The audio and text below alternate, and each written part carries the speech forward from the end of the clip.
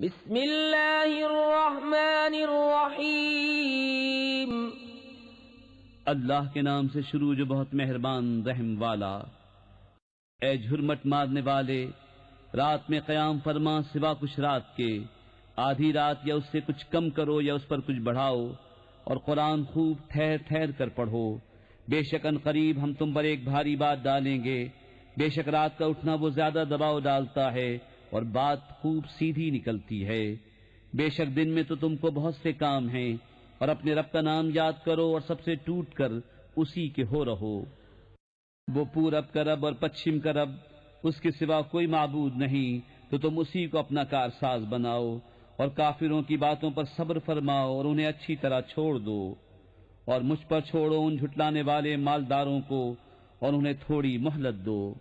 بے شک ہمارے پاس بھاری بیڑیاں ہیں اور بھڑکتی آگ اور گلے میں پھنستا کھانا اور دردناک عذاب، جس دن تھرتھرائیں گے زمین اور پہاڑ ہو جائیں گے ریتے کا ٹیلا بہتا ہوا۔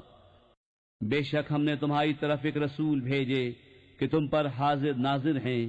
جیسے ہم نے فرعون کی طرف رسول بھیجے تو فرعون نے اس رسول کا حکم نہ مانا، تو ہم نے اسے سخت گرفت سے پکڑا۔ پھر کیسے بچو گے اگر کفر کرو؟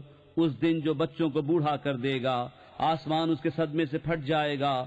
اللہ کا وعدہ ہو کر رہنا، بے شک یہ نصیحت ہے تو جو چاہے اپنے رب کی طرف راہ لے۔ بے شک تمہارا رب جانتا ہے کہ تم قیام کرتے ہو، کبھی 2/3 رات کے قریب، کبھی آدھی رات، کبھی تہائی، اور ایک جماعت تمہارے ساتھ والی۔ اور اللہ رات اور دن کا اندازہ فرماتا ہے، اسے معلوم ہے کہ اے مسلمانوں تم سے رات کا شمار نہ ہو سکے گا، تو اس نے اپنی مہر سے تم پر رجوع فرمائی۔ اب قرآن میں سے جتنا تم پر آسان ہو اتنا پڑھو۔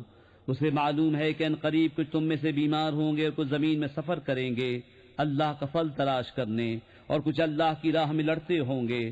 تو جتنا قرآن میسر ہو پڑھو، اور نماز قائم رکھو اور زکوٰۃ دو، اور اللہ کو اچھا قرض دو، اور اپنے لیے جو بھلائی آگے بھیجو گے اسے اللہ کے پاس بہتر اور بڑے ثواب کی پاؤ گے، اور اللہ سے بخشش مانگو، بے شک اللہ بخشنے والا مہربان ہے۔